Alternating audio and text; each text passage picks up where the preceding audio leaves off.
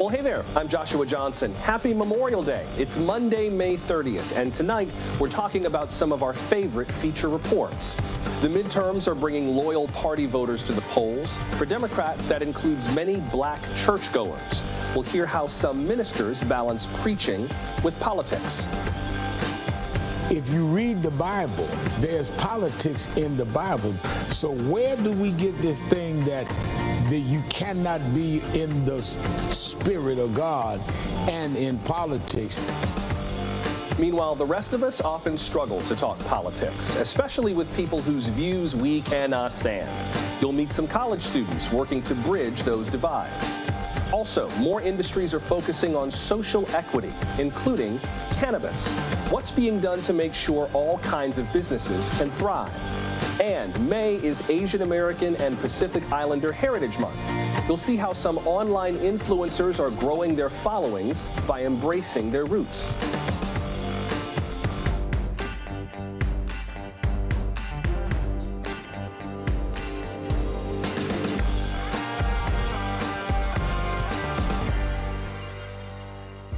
It's been 2 years since Democrats took the White House, the House, and the Senate. The usual contentious debates have not gone away: abortion, voting rights, infrastructure, and many, many more.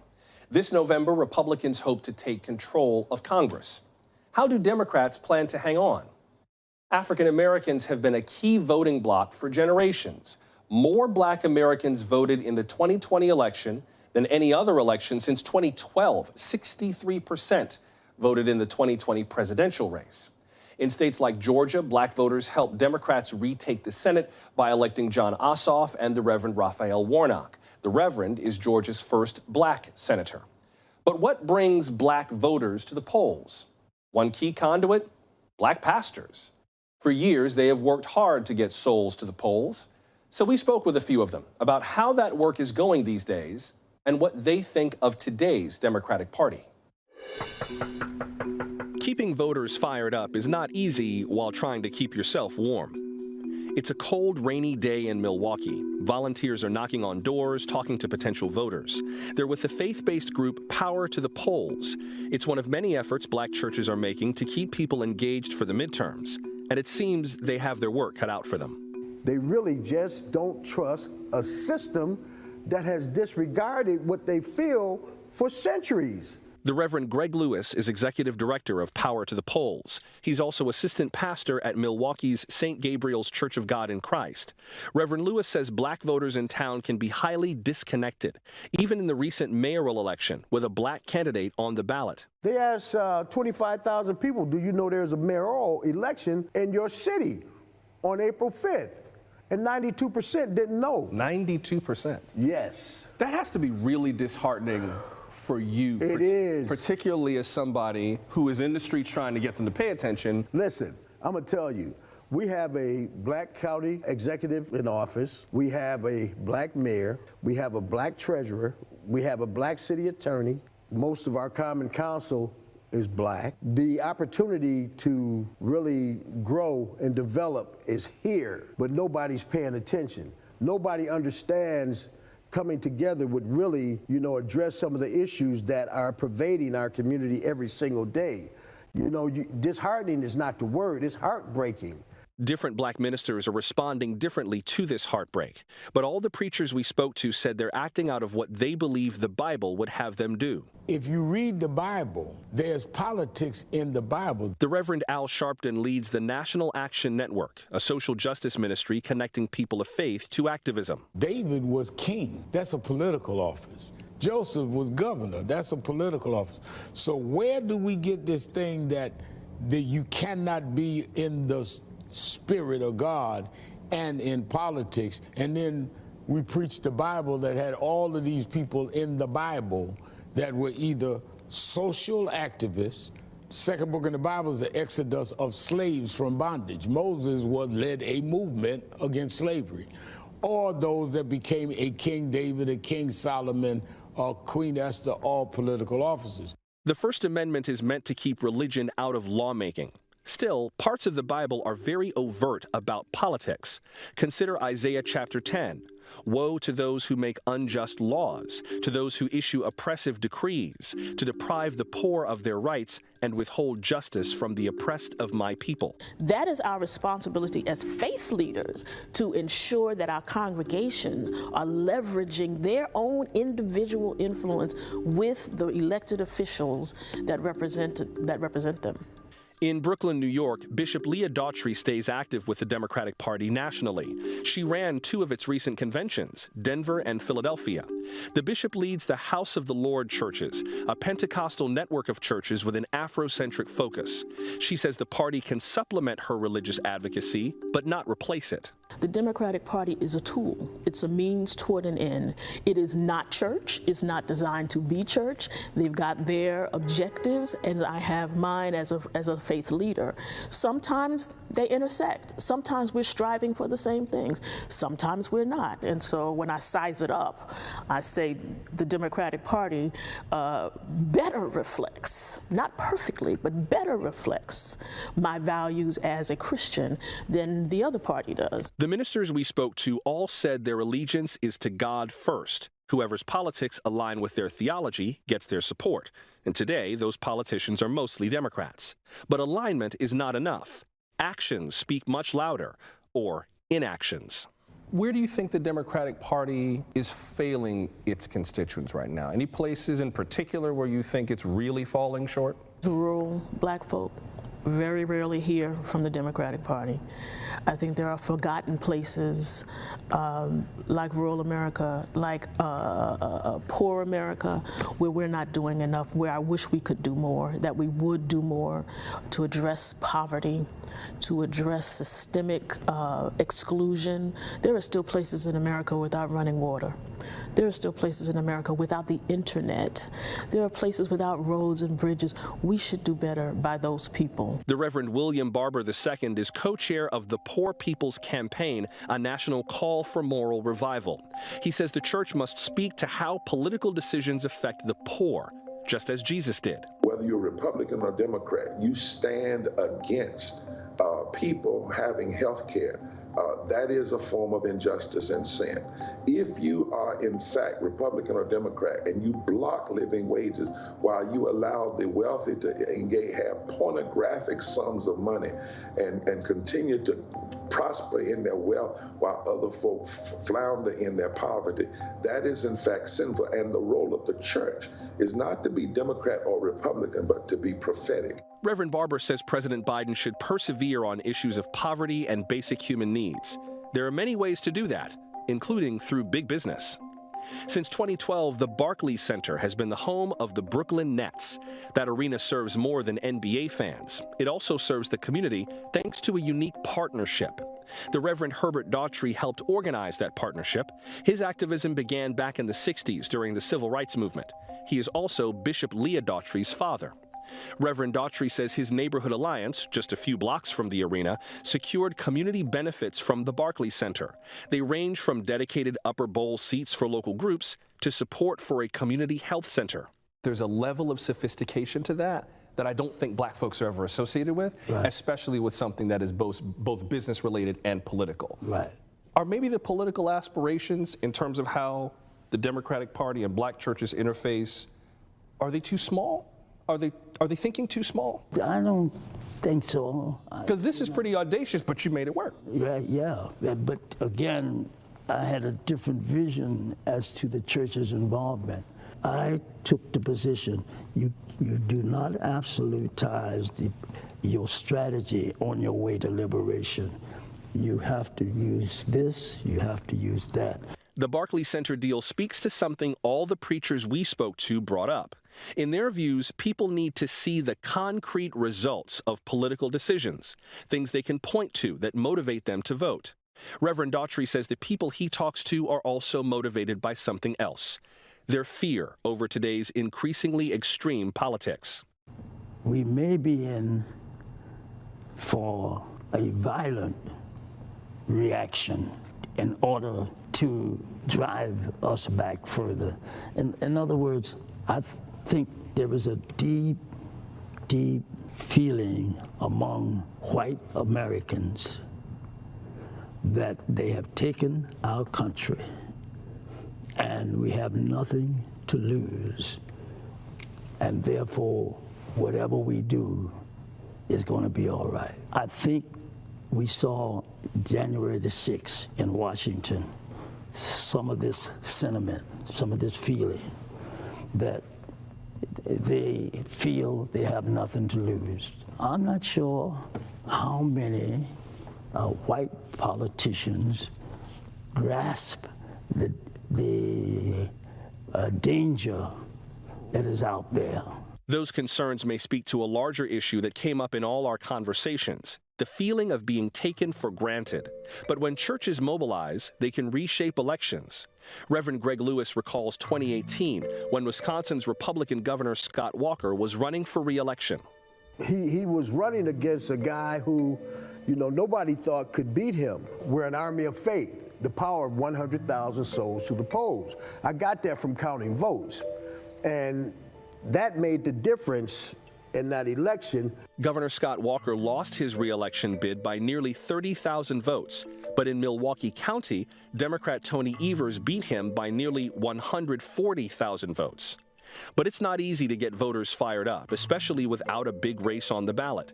Reverend Lewis says his own fire goes out often. Yeah, I quit every day, man. And like you know, like you understand, you know, how frustrating it can be.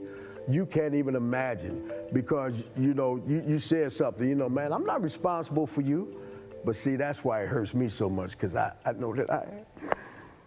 You feel that responsibility.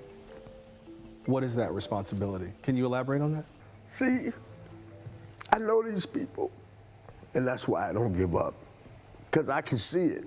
I know one of these days, wow, things are going to be different. I know it. So if I stop now, the blessing God has for us, for me, will be lost. So I can't stop.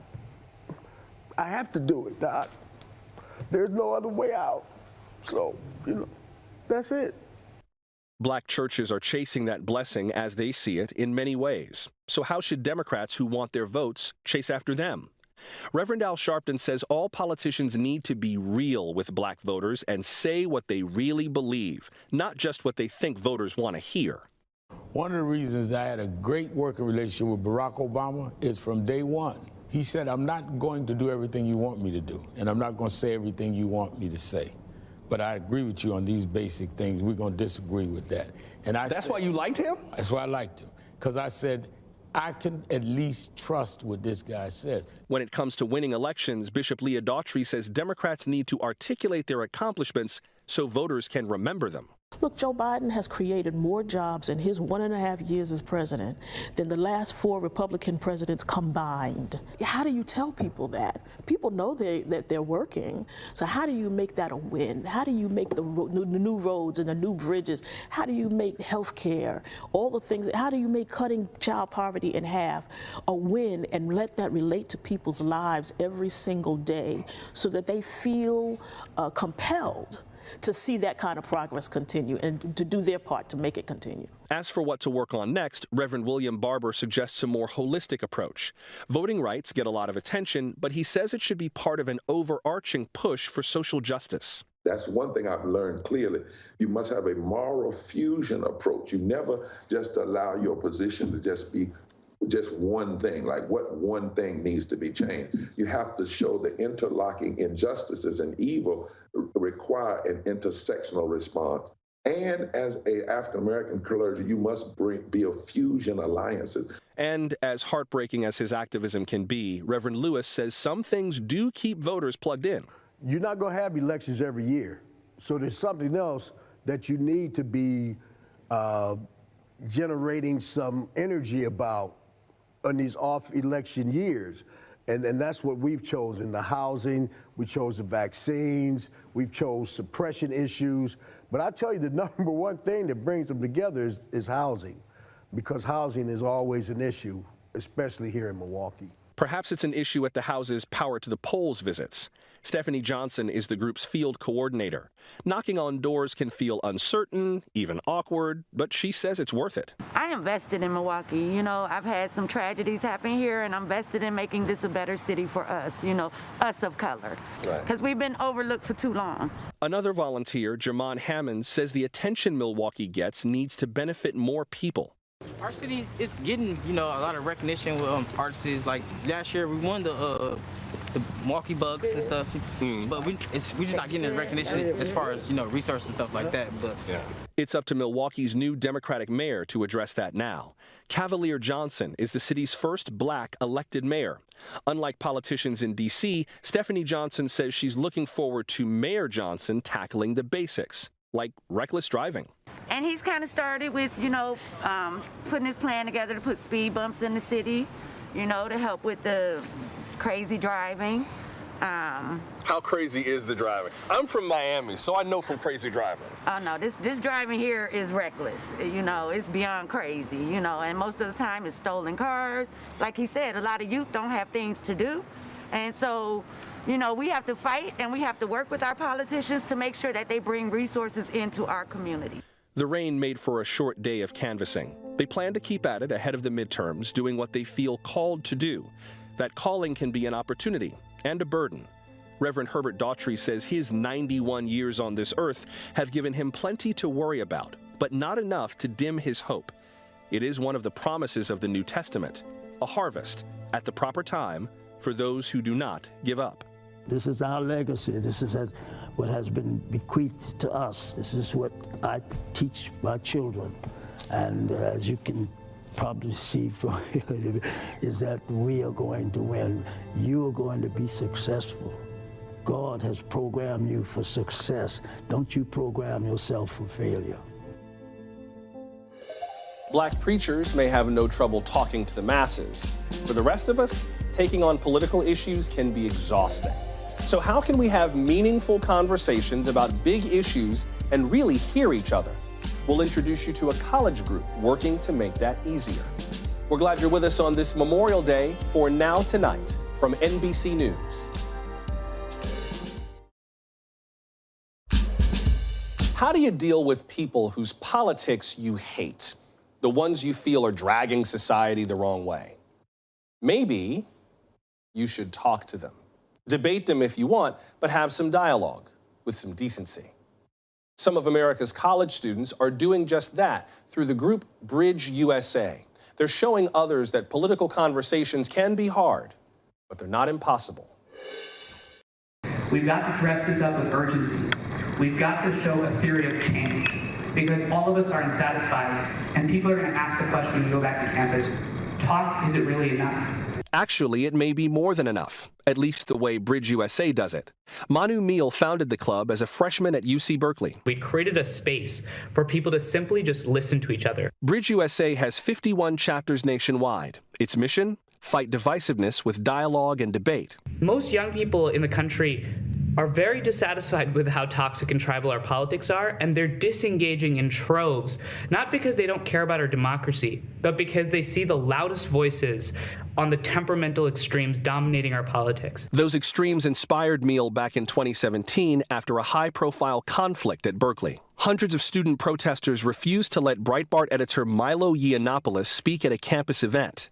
The university blamed a smaller group of agitators for violence around the peaceful protests. We distinctly remember, me and a couple of strangers at that time, we'd created a space for people to simply just listen to each other. And importantly, it wasn't a space to achieve common ground, compromise. It was simply a space for understanding, for holding each other's experiences purely to understand why someone else believes what they believe. This spring, Meal and his team took a road trip to visit 9 of Bridge's chapters. They called it the Let's Blanking Talk to Each Other campaign. First stop, Minnesota, for a discussion on critical race theory. Along the way, the group dove headfirst into topics like abortion, vaccine mandates, and social media's role in democracy. The trip culminated with a national summit in Washington, D.C. Bridge leaders from around the country held discussions and trainings on how to have more of these difficult conversations. This is extra credit. This is unlikely. We're not supposed to be here. We're 2 blocks away from the Capitol and currently living in one of the most polarized times in our country's history, with young people across the country choosing a politics of division and exclusion over a politics of hope and optimism. On the first night of the conference, students held a parliamentary-style debate on extremist ideas in American society. I understand that some of these things are just ideas, but a few blocks away at the Capitol, we see that ideas become actions. So my question, I guess, is how do we stop dangerous ideas from becoming dangerous action? So I think if we come into it with a view of tolerance, our refutations of those ideas can be more effective and prevent the violence that I know we all want to prevent. The format demanded respect, open-mindedness, and curiosity. That made this tough conversation easier and even fun. I feel that ideas that are dangerous to American society should not be tolerated simply because if we okay, you know what? No, I'm just going to say what I was going to say from the start. I'm confused and I want help. Bridge USA does have some help from partner organizations. Braver Angels applies a similar approach to political discourse beyond college campuses.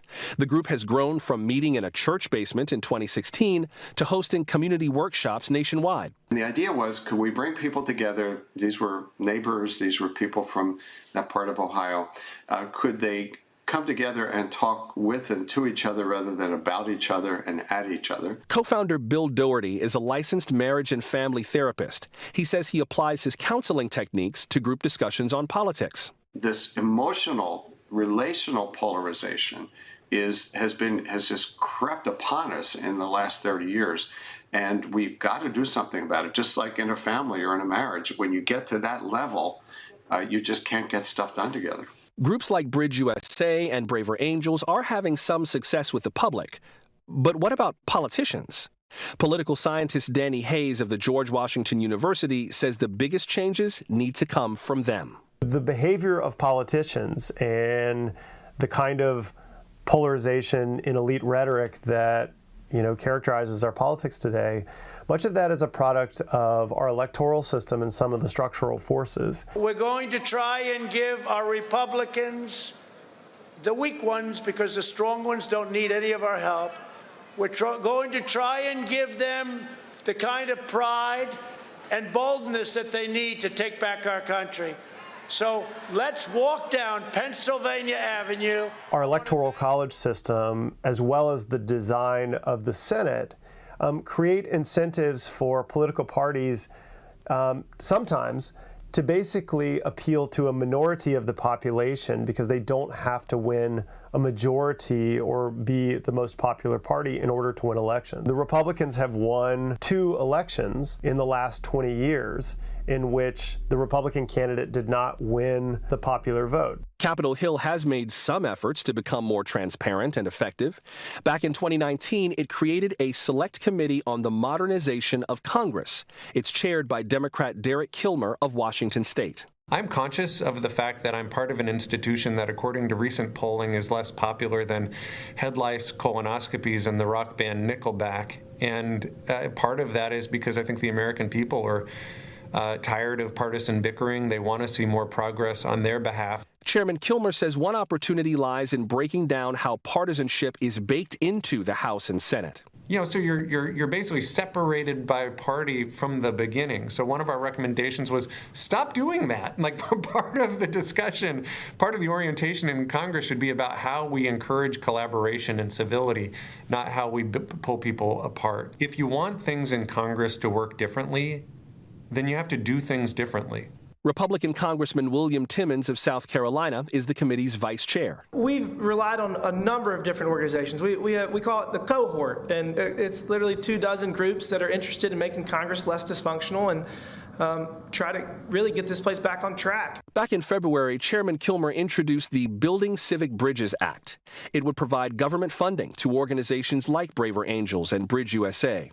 The bill has yet to clear the Education and Labor Committee on its way to the House for a possible vote.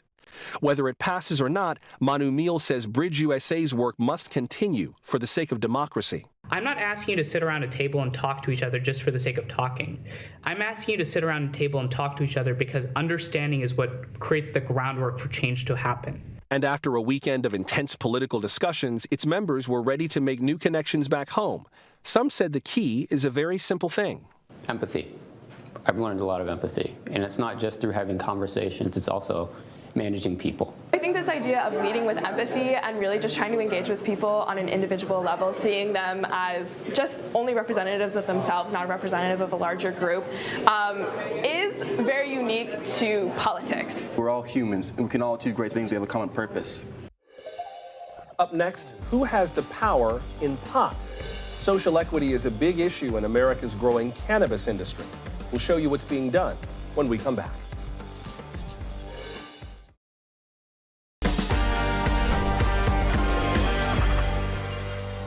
The U.S. is up to 19 states where recreational cannabis is legal. The latest? Rhode Island. Its governor signed that bill just last week. Washington, D.C. also allows adults to use cannabis. This push for legalization includes efforts to prioritize business people with marijuana-related convictions. One New Jersey community has been especially focused on pot equity, and one young man we met hopes to be one of the first in the state to turn his past into profit. To do this and bring all this expertise and talent back at home, it's a dream come true for me. My name is Tahir Johnson. I'm born and raised here in Ewing Township, New Jersey, third generation. My mom grew up here, graduated from high school here. My parents actually were the first African Americans on our street in 1954. My mother, for over 30 years, she worked at General Motors. And when GM left, that really made a major impact. The town really changed. Where my shop will be located is right there on the block where General Motors was, where my grandmother retired from. I've been a long-time cannabis lover, for lack of a better word. I was arrested for cannabis on 3 separate occasions, and the cops said that I looked like a drug dealer, and they ended up searching my car. I had a small amount of cannabis. I had about a dime bag of weed. I would tell my children, especially when they became teenagers, to be careful driving while black. And many times they got stopped and arrested by the police. They never even told us, So now I'm hearing that they might have gotten stopped 75 to 100 times each, just from being in a certain neighborhood or walking down the street. And for me, as somebody who's had a previous cannabis charge, I qualify for social equity. I'm also a minority-owned business in my hometown as an impact zone. My name is Bert Steinman. I am the mayor of Ewing Township. Quite frankly, I didn't know much about the cannabis business at all. I was very reluctant at first. Never smoked it in my life or tried it at all. I know a lot of people say that, but it is true. It's new to everybody, and it's ever evolving. They're still viewing it through that old lens of, the devil's cabbage.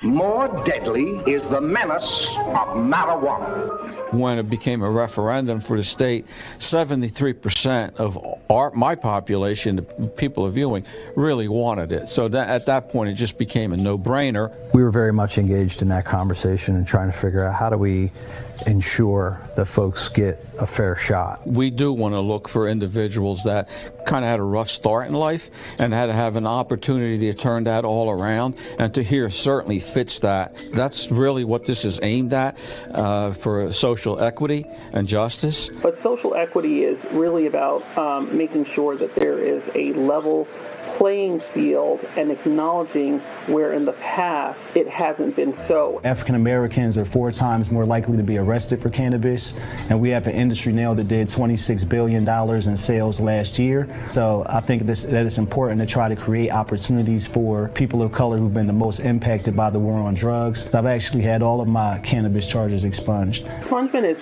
a critical, important piece of legalization and giving people back their dignity. But it's such a tough process to navigate. Like, they give you this thick packet, and it's kind of like figure it out. Let's fix those social issues. Let's put people back in their homes, put people back in society so they can contribute in the way they've always wanted to. So I get to take something that's been a source of pain for my family to actually be something that can be a source of profit. My mom and I actually went and took a tour of Columbia Care's New Jersey cultivation facility. I could not believe, what I was seeing.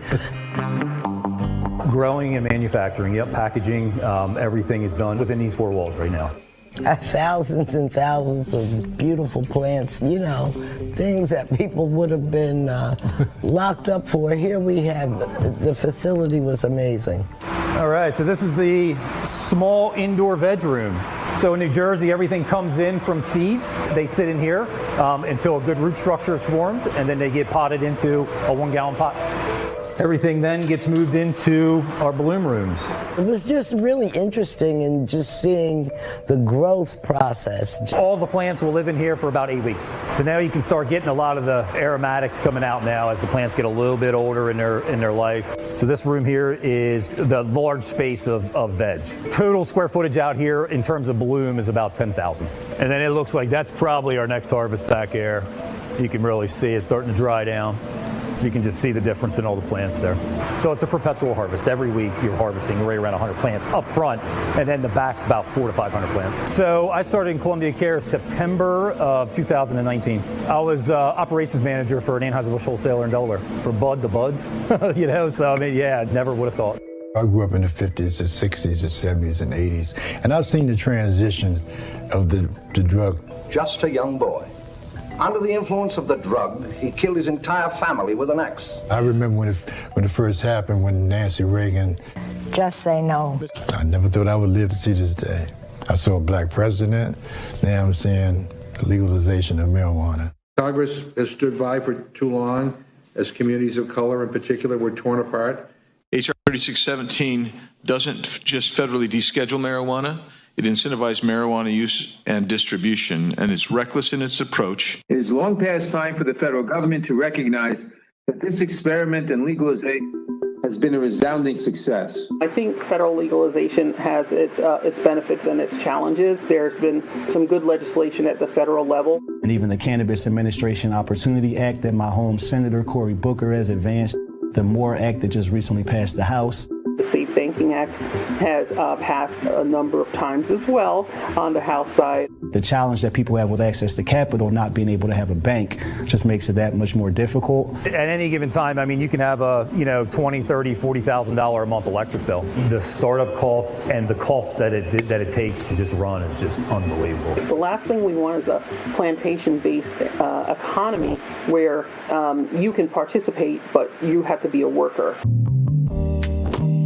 Each state is a laboratory of democracy, where little by little we're learning from each other and the mistakes and successes that we've had there. I've been watching them in this process for the last 4 years. So this is like a miracle to see my son on the front foot of this revolution. I'm super proud. But even being in this same very building, when I walked in, knowing I was doing this interview, it was touching because, again, anytime where I'd been here before, it would have been downstairs where the courthouse is, and now I'm upstairs doing an interview for the same thing that, growing up would have been, very different.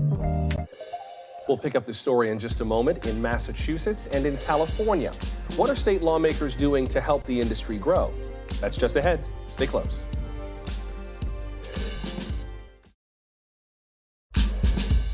When it comes to regulating cannabis, states are pretty much on their own. New Jersey is still figuring it out somewhat. Some states, including Massachusetts and California, build equity efforts into their laws from the beginning. But how you define success depends on who you ask.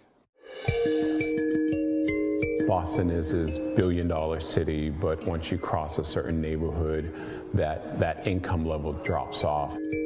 My name is Kobe Evans. I am actually from this area of Dorchester, which is a part of Boston, and the name of the business is Pure Oasis. We're Boston's first recreational cannabis dispensary. We sell a lot of flower, we sell a lot of edibles, and then everything in between. When we started, it was just, okay, let's open one store, and then we had a lot of momentum. When we hit that 5-year mark, there were 18,000 people who were being employed in the state from cannabis. And in revenue, we're approaching the $3 billion mark. At this point, revenue sales for cannabis in the state of Massachusetts have outpaced alcohol sales in the state. Massachusetts was the first state in the country to have equity baked into our mandate. And we're realizing, what's worked, what needs some tweaking, what needs to be revised, and where are we? I think Massachusetts built a great model, and I think that we are continuing to improve on that model. One of the things that was created at the beginning was that list of designated areas that have been most harmed by the war on drugs. If you live in certain census tracts, then that qualifies you to be designated as social equity or economic empowerment. I know that trauma that exists from growing up in a neighborhood where it's over-policed. Well, this neighborhood has probably had its fair share of violence and deaths and gang violence. That was a lot of motivation to see high school friends die and to see people go away to jail for, decades, and, all the things that were harmful. Weed was just never one of those things, but it was used as a tool to police people. Where are we in terms of getting people in this industry that have already been a part of the cannabis industry, but just not in the regulated market? This is our retail backstock vault. So I was arrested in Norton selling cannabis. I was caught with 70 pounds and about $250,000 in cash. And that was really the end of a long run that I had of selling wholesale in the illegal industry. We have our show flower room window, which is an eye catcher. I spent 9 months in a prison cell for something we're doing legally right here in my hometown now, and that to me is it's eye-opening, and we've come so far in such a little bit of time. We're very small craft cultivation, and we're about 7,000 square feet of canopy space, so that's actual plant canopy. So again, small compared to the industry. The industry, up to 100,000 square feet for a tier 10. Up until 5 years ago, I thought this was a business for criminals and children. I was working in Manhattan. I was running a trading desk. We've raised a little over $10 million, a blend of both equity and debt, and it's expensive. It's expensive to do. It's certainly challenging, and operating costs are millions. So for 80% of the people who want to get into the industry, funding is the issue. Whatever is bigger than a roadblock, that's what funding tends to be, depending upon the size of your property, where you're located. Could be $30,000 a month in terms of holding costs. It could be $5,000 a month just in terms of the real estate. If you have an attorney involved, that adds another fee to it. And so, you had to leverage friends and families and assets and credit cards and scrape together the money. And, we did a lot of the work ourselves just to get open. It's not an easy thing to do to roll out a social equity program and to try and make it completely inclusive for those who were harmed by the war on drugs. And the reality is there is still a lot to be done. War on drugs has become the War on Drugs 2.0 within the cannabis space, and a lot of people aren't talking about it. My name is Alfonso Tucky Blunt Jr.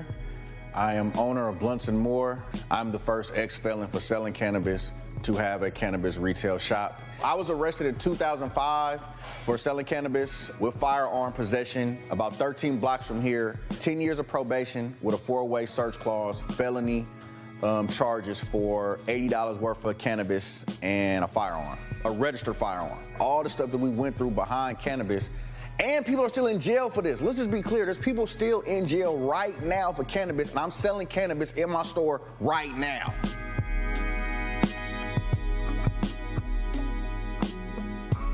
When we got our license, there was no money for anybody in the equity program. So we had to go find people that would be willing to lend us money or invest money into our business. Oakland has some of the highest taxes in the country for cannabis, probably in the world. I would love for me to be up here saying that, I'm making millions and millions of dollars and this is going great. It's not. I'm not making anything. And then when we don't have access to the banking, we're targets because they think we have a bunch of cash just on us. The unbanked, currently legal dispensaries are often the targets of organized crime. With a dispensary owner shot by an armed robber in Oakland. Cannabis merchants say it's just the latest example of their industry under attack. So here you see one of the suspects coming out of our business holding 2 bags of product. Well, we've been targeted 4 times. We've been hit twice. We have to have armed guards, 2 to 3. We have to build our shops kind of like banks. We have to have safes that are like, biggest 3 or 4 people. One of my other fellow cannabis club owners just got hit a couple nights ago. It's really to that point where a lot of us are like, F this. Getting a license is one thing, and there are costs associated with that. But keeping your license is a whole other story. I sell weed, to make money. Let's just be clear. There's no reason for me to be in business and not make any money. If I do another 3 years like this, I'm leaving. My fear is that automatically when you legalize it on the federal level, you now open the door for what's called interstate commerce. I will lay myself down to do everything I can to stop an easy banking bill that's going to allow all these corporations to make a lot more money off of this, as opposed to focusing on the restorative justice aspects. Smaller businesses and communities of color are not left out as marijuana is legalized and sold across the country. Whether it's big pharma, big tobacco, big agriculture, big food, there are a lot of players who have been holding off for federal legalization. I know the intentions behind statutes and laws as they're being developed, but we know that once they are enacted into law, the reality sometimes shifts. It has to be done right. Putting us in the room with the lawmakers and having them listen to what we're going through in order to help them craft the laws. They don't acknowledge it as a legitimate industry, but they sure are collecting our tax dollars for it. So it's that perfect example of taxation without representation. My local congressperson may say, this is going to be good for the industry as a whole, and they may be looking out for our best interests, but there may be kind of an unintended consequence of this legalization that they didn't see. Once you flip that switch, you can't, unring the bell. Still ahead, May is Asian American and Pacific Islander Heritage Month. You'll see how some social media influencers are embracing their backgrounds online. Before we go.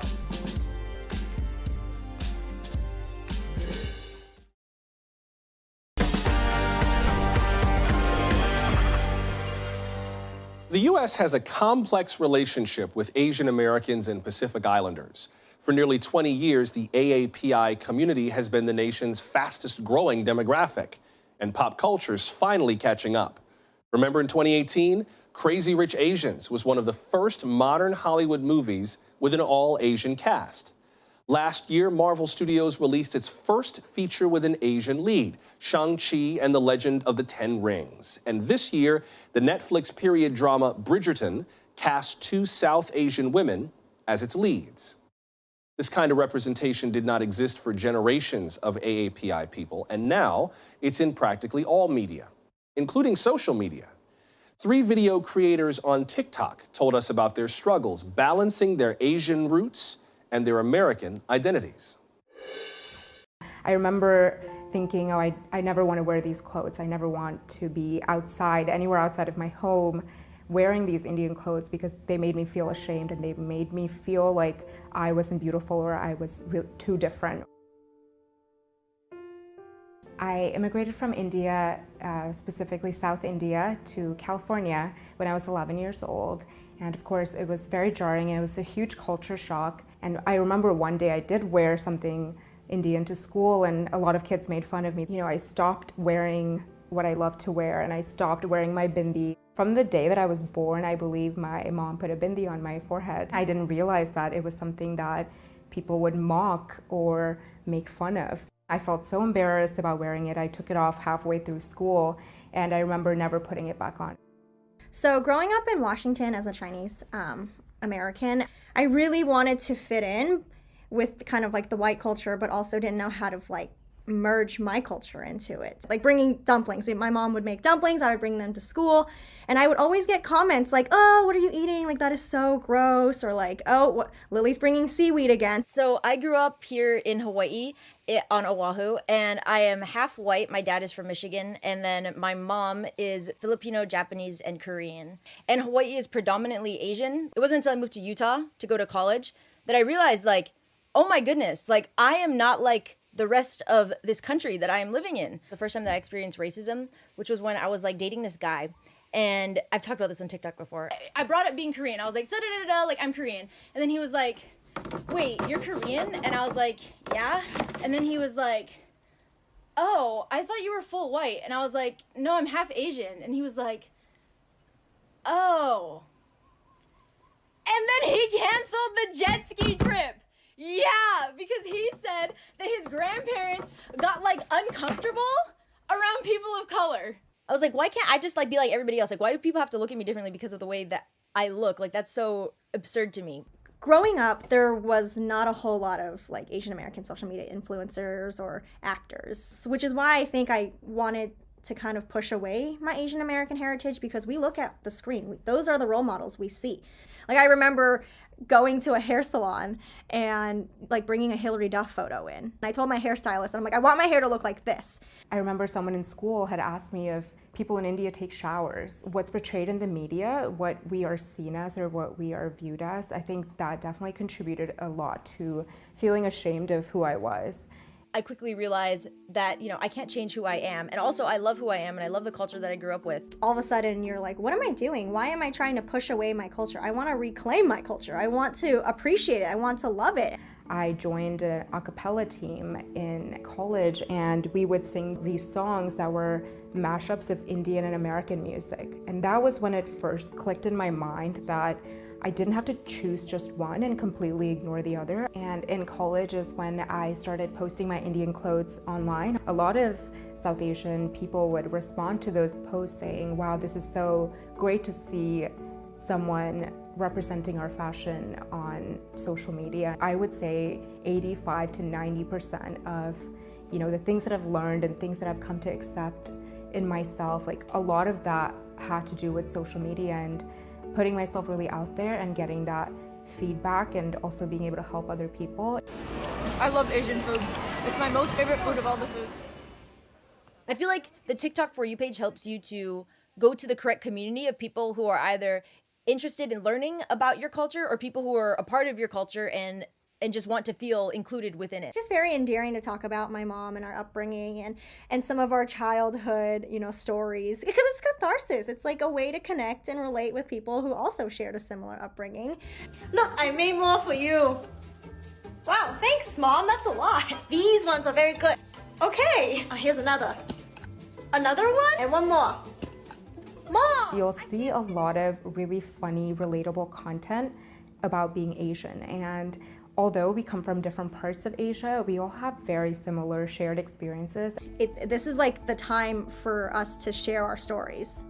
Our time to like normalize being Asian Americans and sharing our everyday lifestyle. And the more content that you create that has to do with being an API member, that the closer we are to closing that gap between that misunderstanding and acceptance toward our culture. It's almost impossible to box yourself into just one category.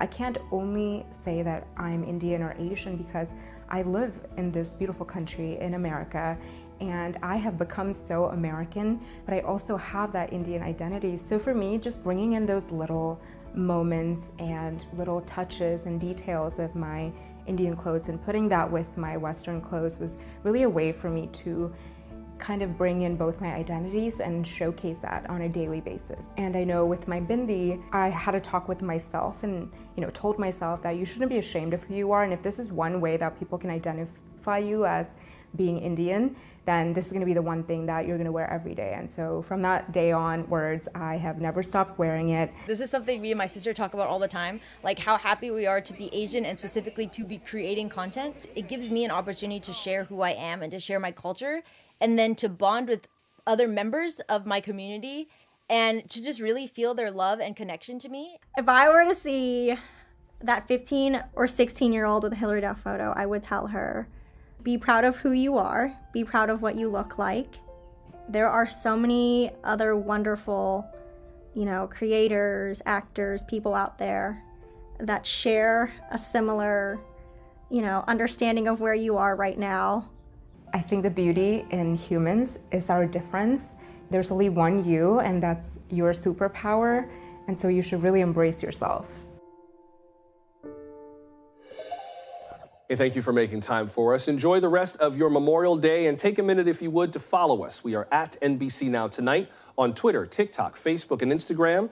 You can always leave us a brief but brilliant voicemail, 888-575-2NBC. That's 888-575-2622. Or email us nowtonight@nbcnews.com. Until we meet again, I'm Joshua Johnson. We'll see you tomorrow. Good night. Thanks for watching our YouTube channel. Follow today's top stories and breaking news by downloading the NBC News app.